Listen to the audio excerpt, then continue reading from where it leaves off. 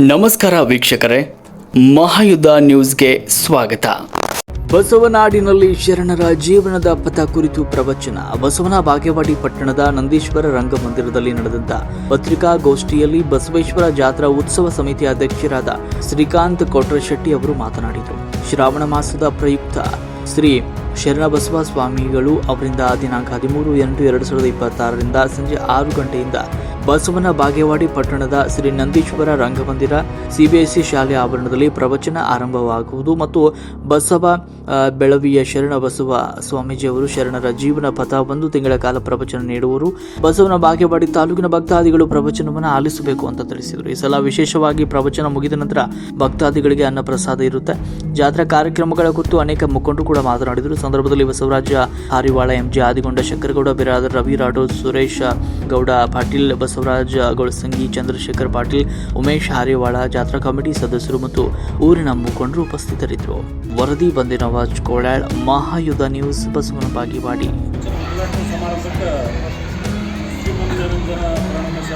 ಸಿದ್ಧಲಿಂಗ ಮಹಾಸ್ವಾಮೀಜಿಗಳು ಸಾನ್ನಿಧ್ಯ ವಹಿಸ್ತಾರೆ. ಶಟಸ್ಥಲ ಬ್ರಹ್ಮಿ ಶಿವಾಚಾರ್ಯ ಮಹಾಸ್ವಾಮೀಜಿಗಳು ಹಿರೇಮಠ ಬಸವನ ಬಾಗೇಡಿ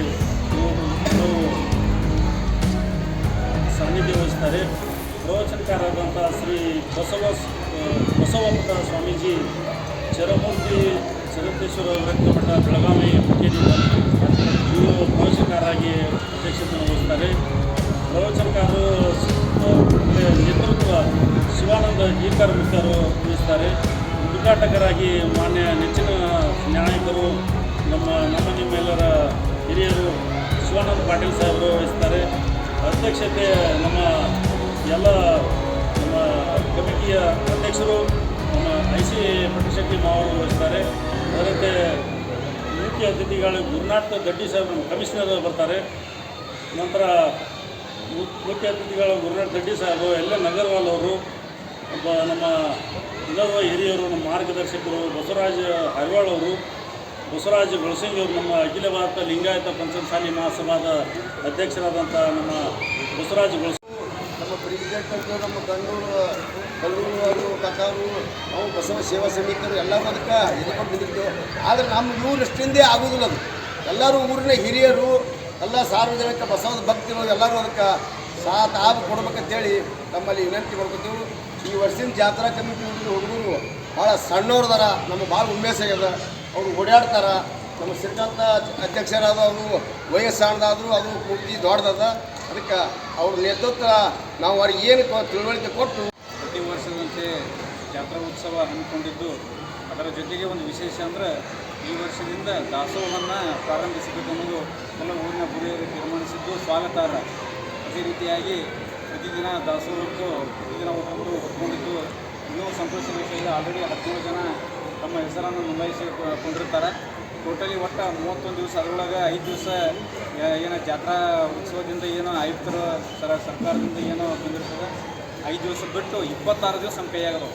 ಅದೇ ರೀತಿಯಾಗಿ 17 ದಿವಸ ಏನೋ ಒಂದು ಪ್ರಸಾದ ಸೇವೆಯನ್ನು ಬಸವನ ಬಾಗೇವಾಡಿಯಲ್ಲಿ ಜನ ತಮ್ಮ ಹೆಸರನ್ನು ನೋಂದಾಯಿಸಿದ್ದು ತುಂಬ ಸಂತೋಷದ ವಿಷಯವಾಗಿದೆ.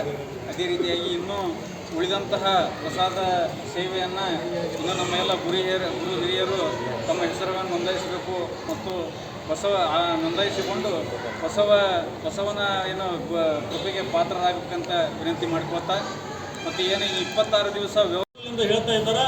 ನಾನು ಕಮಿಷನರ್ ಜೊತೆ ಮಾತಾಡ್ತೇನೆ ಮತ್ತು ನಮ್ಮ ಶಾಸಕರ ಜೊತೆ ಮಾತಾಡಿ ಅದು ಸಂಪೂರ್ಣವಾಗಿ ಅದನ್ನು ಬೇರೆ ಕಡೆ ಶಿಫ್ಟ್ ಮಾಡುವಂಥ ವ್ಯವಸ್ಥೆಯನ್ನು ನಾನು ಮಾಡ್ತೇನೆ. ಅಧಿಕಾರಿಗಳ ಜೊತೆ ನಮ್ಮ ಜೊತೆ ಎಲ್ಲರೂ ಬೆಂಬಲವಾಗಿ ನಿಂದಿರಬೇಕಂತ ಹೇಳಿ ತಮಗೆಲ್ಲ ವಿನಂತಿ ಮಾಡ್ಕೋತೇನೆ. ಯಾಕಂತಂದರೆ ಅದು ದೊಡ್ಡ ವಿಷಯ ಏನಲ್ಲ. ಅದು ಅವ್ರೇನೋ ವೈಜ್ಞಾನಿಕವಾಗಿ ಕುಡಿಸ್ಯಾರ. ಅದು ರಗಡ ಜಾಗ ಐತೆ. ನಮಗೆ ಚಿಕ್ಕ ಮಕ್ಕಳು ಆಡಲಿಕ್ಕೆ ಅಲ್ಲೆಲ್ಲ ವ್ಯವಸ್ಥೆ ಮಾಡಲಿಕ್ಕೆ ಜಾಗ ಐತಿ. ಅಲ್ಲಿ ಕುಡಿಸ್ಬೋದಾಗಿತ್ತು. ಮಧ್ಯದಲ್ಲಿ ಕುಡಿಸಿದ್ದಾರೆ. ನಮ್ಮ ಜಾತ್ರೆ ಮಾಡಲಿಕ್ಕೆ ತೊಂದರೆ ಆಗುತ್ತೆ. ಹಾಗಾಗಿ ತಮ್ಮೆಲ್ಲ ಬಸವನಾಡಿನ ಭಕ್ತರಿಗೆ